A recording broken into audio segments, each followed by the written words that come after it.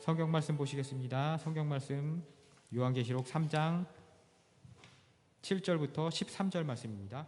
빌라델베아 교회의 사자에게 편지하라.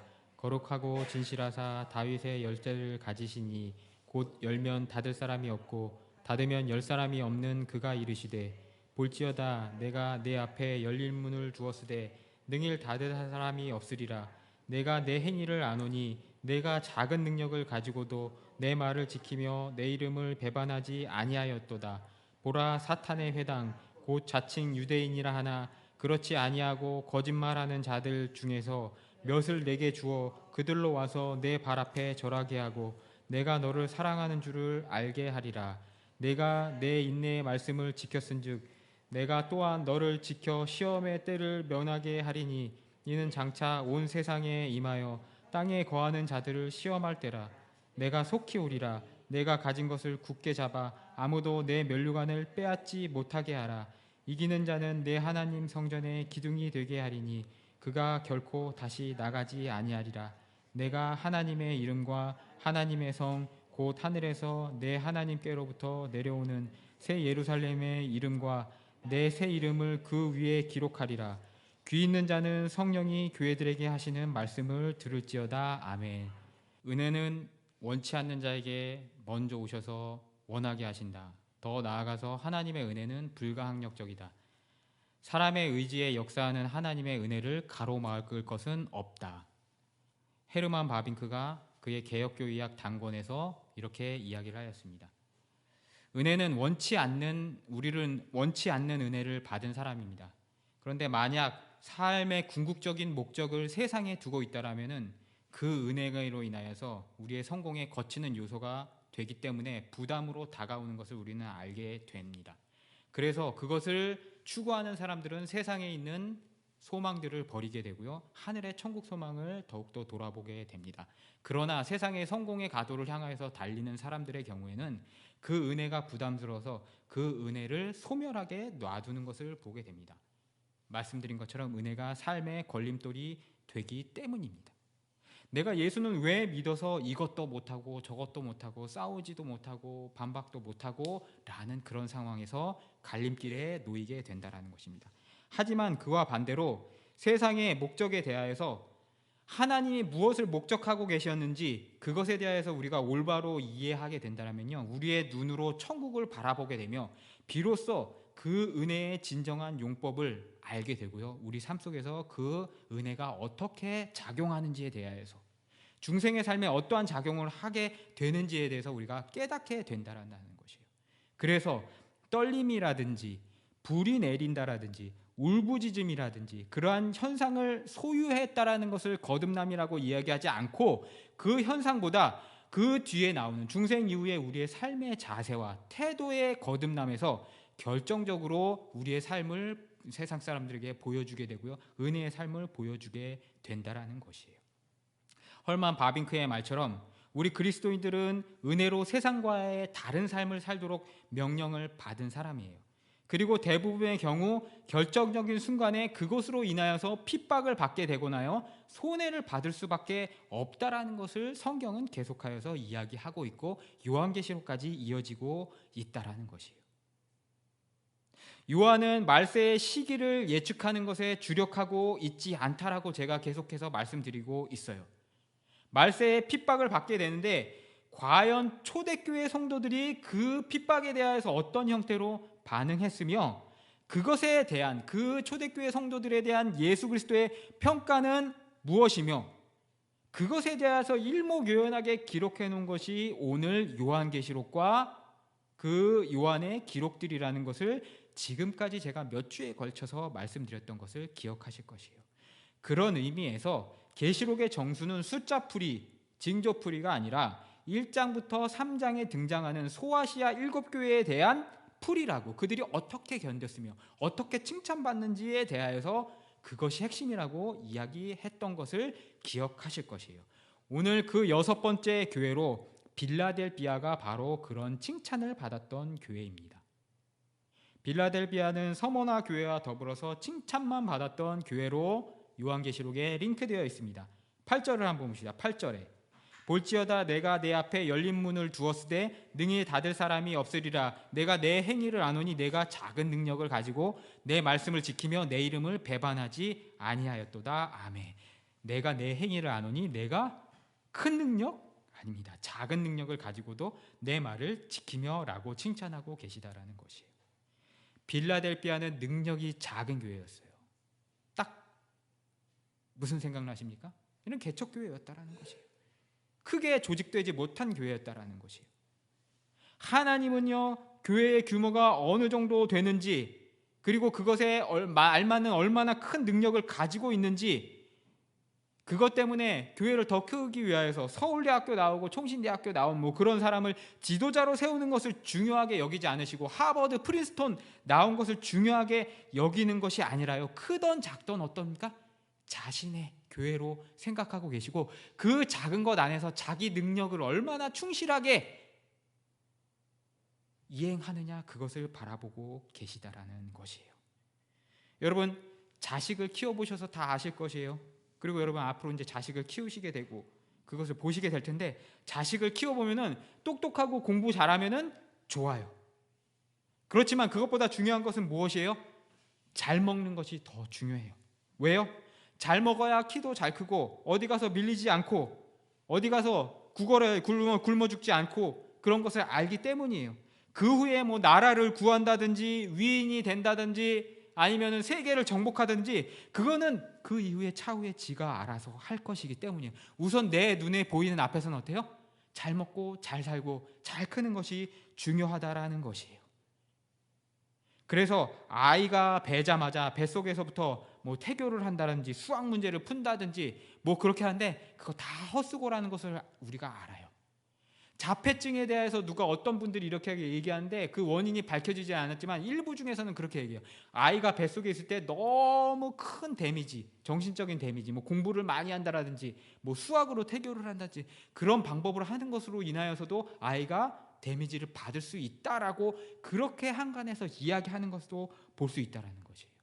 부모는요, 아이를 잘 품어주고 그에게 정서적으로 안정감을 느끼는 것이 중요하지, 그가 크게 되는 것을 원하지 않으시다라는 것이에요. 같은 원리로 하나님도 교회가 얼마나 크고 교회에 1만 성도가 모여있고 250만의 교단이 되고 그것에 연연하시는 것이 아니라, 작은 교회 안에서 자신이 감당해야 될 것, 그것을 잘 감당하는지, 그 작은 능력 가운데 그것을 소멸하지 않고 어떻게 나가는지에 대해서 관심을 쏟고 계시다라는 것이에요.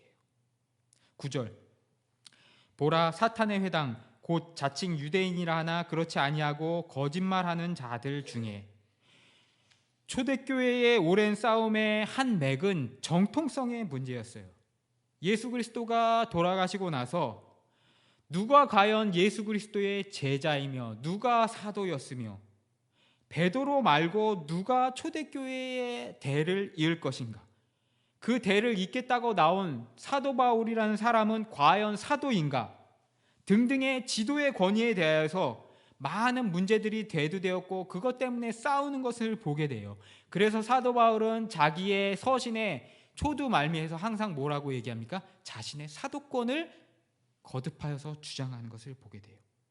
그러면서 당연히 자칭 유대인이라 하는 자들도 일어나서 이 헬라 교회, 소아시아 지방에 있는 교인들에게 뭐라고 이야기하면요, 너희 헬라와 소아시아 지방의 문화에 물든 자칭 그리스도인들, 너희들은 정통 유대 기독교에 대해서 잘 모른다. 그러므로 우리의 전하는 것, 우리의 말씀이 더 권위가 있다라고 하는 것을 이 소아시아 교인들이 맞닥뜨리게 된다라는 것이에요. 거기에서 분쟁점이 일어나게 되었다라는 것이에요. 그것으로 끝날까요? 그것으로 끝나는 것이 아니라, 이제는 예수님을 넘어서는 권위와 그것을 넘나드는 이단들이 나오게 되었다라는 것이에요. 그것이 바로 자칭 유대인, 니골라당, 그리고 누굽니까? 이세벨이라 하는 여인, 그 선지자, 그것들이 요한계시록에 나와 있는 이단들이라는 것이에요.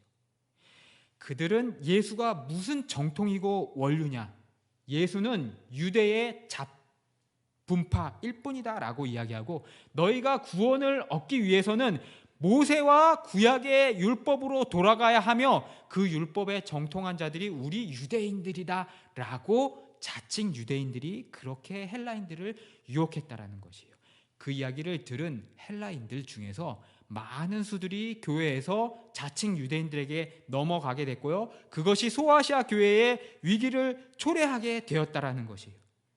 결국 예수 그리스도의 피값 복음보다 육정적인 혈통의 중요성을 주장하였으며 그것의 정통성을 주장하는 자들이 자칭 유대인들이었으며 그것으로 말미암아 소아시아의 교회들이 복음이 희석되며 복음으로부터 유대의 구약의 율법으로 넘어가는 그러한 위기 상황이 도래하게 되었다라는 것을 오늘 요한계시록은 이야기하고 있다라는 것이에요.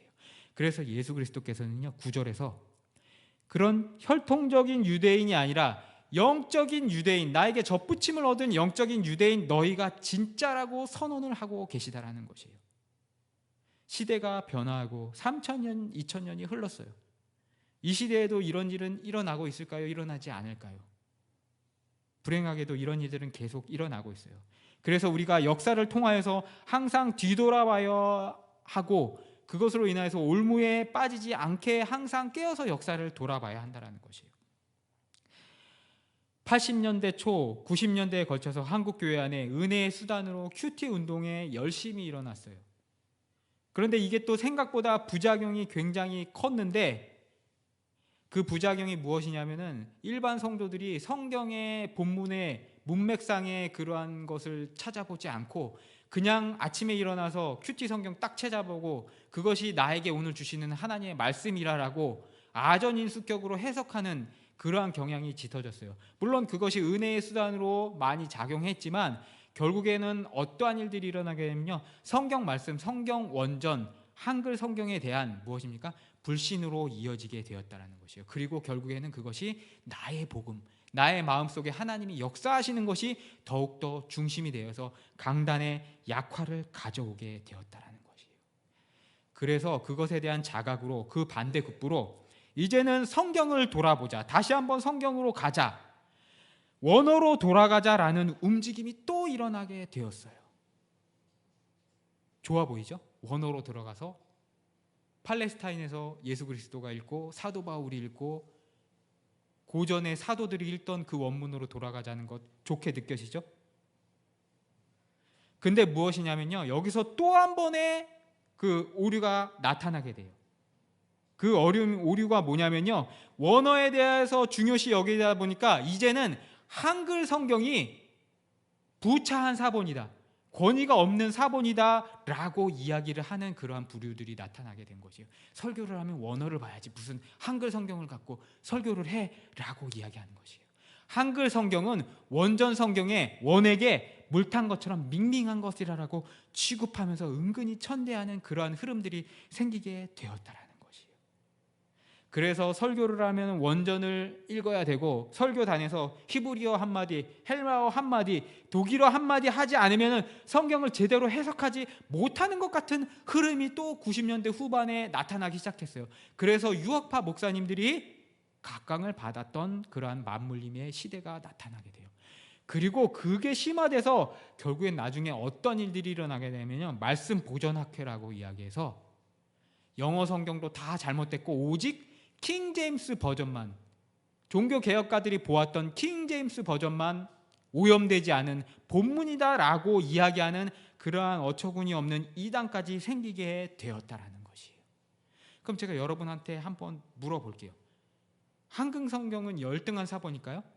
우리 유지원 주임에 한글 성경 열등한 사본일까요? 분명히 예수님 시대에 쿰난 성경도 있고 헬라어 불가타 사본도 있고 그 시대 사람들이 예수님을 보고 기록한 성경이 더 중요할 것이 아니에요. 그것에 비하면 물 탄 것 같을 거 아니에요. 우리 문화도 섞였을 것이고 우리 언어 습관도 섞였을 것이고 이게 함정이에요. 우리는 구약의 세대를 사는 사람도 아니고 우리는 초대교회를 따르지만 그 초대교회에 사는 사람도 아니에요. 우리는 한국교회라는 바운더리 안에 있어요. 우리 한국교회는 그리고 무엇을 따릅니까? 종교개혁자들의 개혁정신을 따라요. 종교 개혁자들의 개혁 정신은 개혁도 있었지만 어디로 돌아가자라고 이야기합니까? 성경 원본으로 돌아가자라고 이야기해요.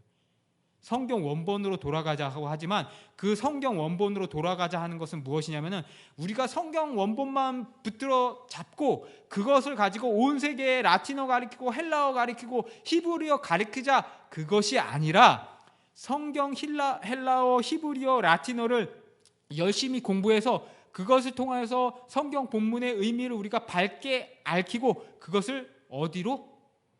각 족속의 언어로 번역해서 보급하자라는 것이 종교개혁의 첫 번째 모토였다라는 것이에요.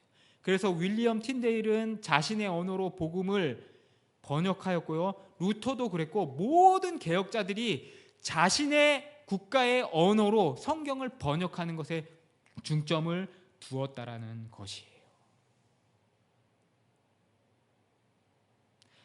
하나님의 영감은 물론 원문에서 시작이 돼요. 그렇지만 하나님은 13579 띄엄띄엄 그렇게 있으신 분이 아니세요. 살아 운동하시는 하나님의 말씀은 나머지 5004번에는 영향을 못 미치시고 오염되게 다 놔두시는 그런 13579의 하나님이 아니시라, 헬라어 원문 그리고 히브리어 원문 외에도 나머지 5004번에도 그 번역하는 번역자들과 종교개혁자들에게 영감을 주셔서 다 영향을 미치셨다라는 것, 그것이 종교개혁의 모티브이며 우리 한국교회가 따라야 한다라는 것이에요. 그러므로 우리가 한글 성경을 가지고 예배드리는 것에 대해서 전혀 부끄러울 것 없고, 설교하는 것에 대해서 전혀 부끄러울 필요 없고 오히려 자긍심을 가져야 한다라는 것이에요. 10절, 너희를 지켜 시험의 때를 명쾌하리니 땅에 거하는 자들을 시험할 때라. 이 시험은 무엇일까요? 우리가 일반적으로 살아가면서 겪는 난관을 이야기하는 것이 아닙니다. 어느 특정한 정확한 시점에 대해서 이야기하고 있는 것을 보게 돼요. 즉 종말을 이야기해요. 그 종말의 때에 너희가 그 종말을 통과할 수 있는 보증을 내가 너희에게 주신다라고 이야기하고 있는 것을 보게 돼요. 그런데 그 한 가지 전제로 무엇을 이야기하고 계십니까? 네가 나의 인내의 말씀을 어떻게 합니까? 지켰을 때라고 이야기하고 계시는 것을 보게 되는 거죠. 인내는 예수 그리스도를 믿음으로 오는 것으로 인한 그 불이익을 참고 견딤을 이야기하는 것을 우리는 잘 알아요. 그냥 입으로 따발총 풀어서 상대방을 죽여서 해결하면 돼 버릴 것을 어떻게 합니까? 그리스도의 이름 때문에 한 번 더 꾹꾹 눌러서 참고, 욕을 들으면서도 그리스도의 이름이 욕되게 될까봐 내가 그냥 참고 마다하지 않는 것을, 참는 것을 마다하지 않는 것을 성경은 인내라고 이야기하고 있는 것을 우리는 보아 알고 있다는 것이에요. 오늘을 사는 그리스도인의 성도의 시험이 여기에 있어요. 우리에겐 사실 문제를 해결하고 잘 빠져나가는 것이 중요한 삶의 목표가 아니에요. 그 문제 가운데 우리의 미천이 드러나지 않는 것이 그리스도인의 실력을 증명하는 방법이라는 것을 우리는 잘 알고 있다는 것이에요.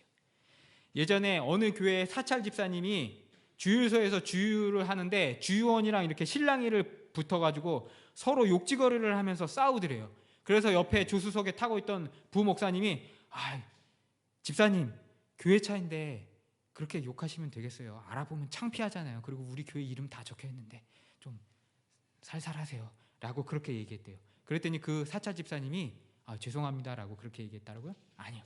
뭐라고 얘기했어요? 목사님 저 주유원 있는 쪽에는 교회 마크 없어요. 그러니까 우리 교회 차인지 모를 거예요. 그러고 계속해서 맞대거리 하면서 싸워서 이겼대요. 사랑하는 성도 여러분, 저도 그렇지만 이러한 삶의 방식을 부끄럽지 않게 여기면서 우리가 살아가고 있는지 한번 돌아봐야 한다는 것이에요. 우리의 실력이, 우리의 믿음의 실력이, 우리의 복음의 실력이 어느 곳에서 어떠한 방식으로 드러나냐라고 할 때 이러한 작은 부분, 이웃과 분쟁, 이웃과 싸우는 데서 내가 그리스도 이름 때문에 참는 것에서 나타나는 것에 대해서 우리가 이 시간 생각하여 나가야 한다라는 것이에요. 마귀는 항상 우리가 시험에 빠지기 위해서 올무를 놓고 도발을 해요. 그리고 그것으로 인하여서 우리 심령 가운데 가라앉았던 검은 침전물들을 휘휘 저어서 올라와서 싸우게 만들고 지게 만드는 것이 마귀의 본성이에요. 성경은 그것을 참는 것을 인내라고 이야기하고 있다라는 것이에요. 내가 우리의 이웃사람과 멱살 잡고 싸우는 것 이기고 좋아요. 이길 수 있어요. 뺨 한 대 더 때리고 멱살 한 번 더 잡고 욕 한 번 더 하고 팽 하고 문 쾅 닫고 나가는 것 이기고 좋아요. 그렇지만 그 사람이 우리가 그리스도인이라는 것을 알았을 때 어떠한 반응을, 복음의 내용을 들었을 때 그 다음에 어떠한 상처를 받게 될 것인지에 대해서 우리가 생각해야 된다는 것이에요.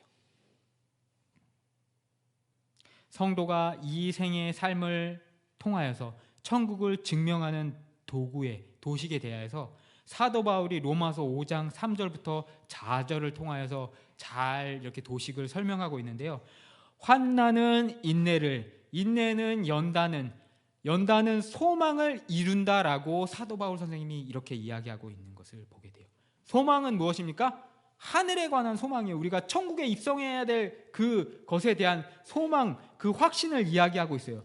그런데 이것은 우리가 교회에서 예배드리고 달달 외우고 세뇌되어서 이루어지는 것이 아니라 무엇을 통하여서 시작된다라고 이야기합니까? 인내를 통하여서 시작된다라고 이야기해요. 사람들 사이에 관계, 사람들 사이의 트러블을 통하여서 그들 앞에서 인내할 때 그 인내가 무엇을 가져온다라고요? 연단을 가져온다라고요. 연단은 무엇이냐면 계속해서 연달아서 단련되는 것, 그 단련된 가운데 정금처럼 나오는 것을 연단이라고 이야기하고 있다라는 것이에요. 인내를 그리스도인들이 버릇처럼 하게 되면요, 그리고 그것으로 인하여서 작은 승리를 얻기 시작하고 그것에 우리가 승리의 포만감을 얻게 되면은 우리의 신앙이 정련되어서 순금같이 나오게 되고 그 연단을 통하여서 우리가 하늘 소망에 다가가게 된다라고 사도 바울은 이야기하고 있다라는 것이에요. 누가 우리를 도발할 때 거기에 팩해서 아무 말이나 쏟아내고 내 분노를 토로하고 하는 것은 세상 사람들이 하는 저 수준 낮은 저급한 것이에요. 우리 그리스도인들은 어떻게 합니까? 한마디라도 화를 누그러뜨리면서 인내하면서 좀 더 이해가 갈 수 있게, 안 되면은 우리의 자아를 수그려서라도 나아가야 된다라는 것을 오늘 성경은 말을 하고 계시다라는 것이에요. 여러분 삶 속에도 어려운 일들이 많을 것이에요. 이것을 참으면 내가 지는 것 같고 저들이 나를 호구로 볼 것 같고 맨날 맛집 취급당할 것 같고, 그래서 내가 좀 이 시기에 이 기회에 좀 화력을 확 입으로 뿜어줘야 되는 거 아닌가, 혀의 화력을 내가 좀 뿜어줘야 되는 것 아닌가라고 생각해요. 그런데 여러분 화력 뿜어내봤자 마음에 속이 시원하세요? 그게 속이 시원하다면 그리스도인으로서 양심에 화인 맞은 사람이 될 수 있다는 것에 대해서 우리가 조심해야 돼요. 화력을 쏟아 놓고 나서 성령님 앞에서 어떻게 합니까? 죄송하고 불안하고 내가 그리스도인으로서 하지 말아야 될 일들을 한 것으로 인해서 찔림이 있고 그것으로 편치 않아야 된다는 것이에요. 저도 지난 주간에 교회에 이런 어떤 일로 인하여서 민원으로 관련되어 가지고 좀 굉장히 스트레스가 많이 쌓였어요. 한 이틀 동안 잠을 잤는데 비몽사몽간에 내가 호구짓한 것 아닌가, 좀 화력을 확 쏟아내서 그렇게 해야 되는 것 아닌가, 억울한 상황에 처하게 되었어요. 근데 물론 제 나름으로는 잘 견뎌냈다라고 생각하는데 이게 아직은 해결된 문제가 아니에요. 근데 저 마음속에 그리스도인으로서, 내가 목사로서 이 자리에 서 있는 상황에서는 결국에 그리스도의 이름이 걸린 문제이기 때문에 참아야겠다라는 생각이 들어가더라고요. 그리고 참고 우리가 이 자리에서 쫓겨날 수 있어요. 쫓겨날 수도 있고 우리가 다른 교회로 장소를 옮길 수 있는 그러한 일들이 있을 수도 있지만 그것으로 인해서 하나님이 영광 받을 수 있고 하나님의 이름이 더럽혀지지 않는다라고 하면은 내가 그 일을 감내해야겠다라는 그러한 결과에 도달하게 되었어요. 여기 성전 아름답게 꾸며놓고 좋아요. 하나님이 기뻐 받으실 것 같고, 저번 주까지만 해도 와, 하나님이 우리한테 이렇게 밝고 아름다운, 다른 교회들은 다 지하에 있는 교회인데 우리는 10층에 이렇게 빛 잘 들어오는 교회에 하나님이 우리를 주셨어 라고 감사했는데, 일주일상간에 여기가 지옥이 돼버린 거예요. 예배를 드리기 힘들 상황으로 지옥이 돼버렸어요. 지금이 아니라 평일날 그런 상황이 돼버린 거예요. 그런데 그것 때문에 싸울 바에야 그냥 하나님 앞에 하나님의 처분에 맡기고 하나님이 더 좋은 곳을 주시리라 믿고 내가 접어야겠다라는 생각을 갖게 되었다는 것이에요. 그런데 중요한 것은 뭐냐면은, 그렇게 생각하였음에도 불구하고 자다가 갑자기 눈이 떠지면은 불현듯 속에서 열이 이렇게 벌컥 올라오면서, 아니 내 잘못도 아니고 내가 하고 싶어서 한 것도 아닌데 왜 내가 아무 말도 못하고 내가 이렇게 당해야 되는 것일까 라고 그것 때문에 너무 화가 나더라고요. 그래서 전화할 수 있는 전화할 수 있는데 뭡니까? 임대주, 그다음에 관리사무소 소장님 막 전화해가지고 이렇게 한번 쏟아내야 되나라는 그런 생각들이 계속 마음속에 들끓는 거예요. 그런데 참고 또 참고, 우리 사모님한테 얘기해 보면은 가만히 있으라고, 참으라고, 참으면은 참는 사람이 이기는 거라고 계속 이렇게 말리시더라고요. 근데 화는 가라앉지 않아요.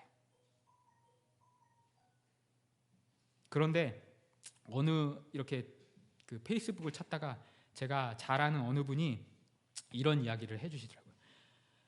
사람과 트러블이 생길 때 극단적으로 가는 상황을 극복하는 방법을 내가 가르쳐 주겠다라고 이야기하면서 글을 이렇게 쭉 써내려가는데, 살아가면서 말도 안 되게 황당하고 진짜 확 엎어버리고 싶고 주먹이 날리고 싶고 때려보고 싶고 한 그런 상황이 그 삶의 때마다 틈틈이 계속 나오는데, 그럴 때마다 이런 현상이 벌어지면은 한번 숨을 어떻게 합니까? 컴다운하고 이것을 사람과 사람과의 문제로 생각하지 말고 자연 현상으로 여기라라고 그렇게 이야기하는 것을 보게 됐어요.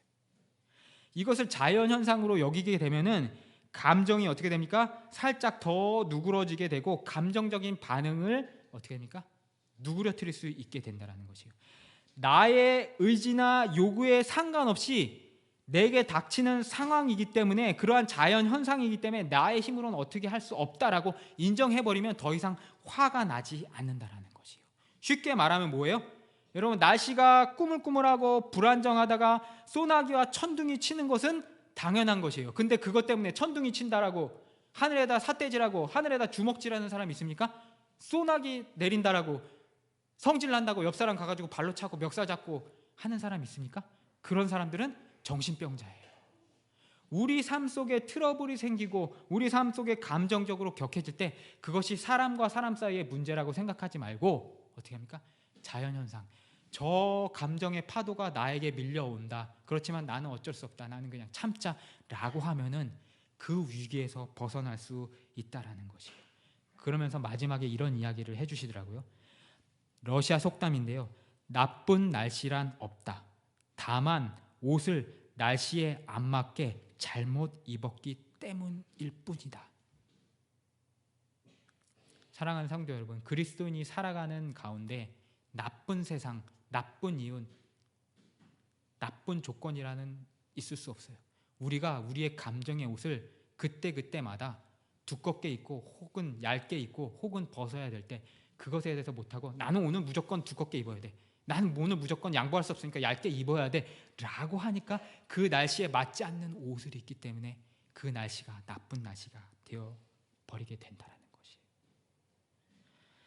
사랑하는 성도 여러분, 빌라델비아는 작은 교회였습니다. 힘도 없었고 능력도 없었고 완력도 없었습니다. 그런데 예수 그리스도께서는 그 빌라델비아 교회를 향하여서 가장 영광스러운 다윗의 열쇠, 너희는 이방인이지만 정통 유대인들에게만 허락된 다윗의 열쇠를 주겠다라고 유대인들에게 가장 큰 축복을 주시는 것을 보게 된다는 것이에요. 자칭 유대인이라고 하는 자들이 진짜 유대인이 아니라 그들은 가짜이며 인내하고 참고 연단을 거친 너희가 진정한 유대인이다. 그러므로 유한한 구약의 예루살렘의 솔로몬 성전이 아니라 장차 올 새 예루살렘의 성전에 두 기둥 야긴과 보아스가 되게 해주시겠다라고 빌라델비아 교회의 성도를 향하여서 지금 예수 그리스도께서 선언하고 계시다라는 것이에요. 사랑하는 성도 여러분, 우리는 작고 우리는 쫓겨갈 수밖에 없고 우리는 숨을 수밖에 없고 우리는 목소리를 내지 못하고 우리는 목소리를 잠겨야 될 수밖에 없어요. 사단의 속성은 그래요. 어떻게 하든지 예배를 방해하게 하고요. 어떻게 하든지 시끄럽다고 하게 만들고요. 그럴 수밖에 없어요. 참지 못하게 만들고 화나게 하고 그래서 우리를 경록해 서로 간에 경록해 할 수밖에 없다라는 거예요. 그럴 때 그것에 넘어가지 말고 그것에 대하여서 인내하면서 그것을 연단으로 삼아서 예수 그리스도로부터 축복받고 새 예루살렘 성전의 야긴과 보아스가 되시는 우리 금안석교회 성도 여러분과 제가 되시기를 주님의 이름으로 축원하면서 이 설교를 마치도록 하겠습니다. 원수를 축복하는 삶이 되기를 주님의 이름으로 축복합니다.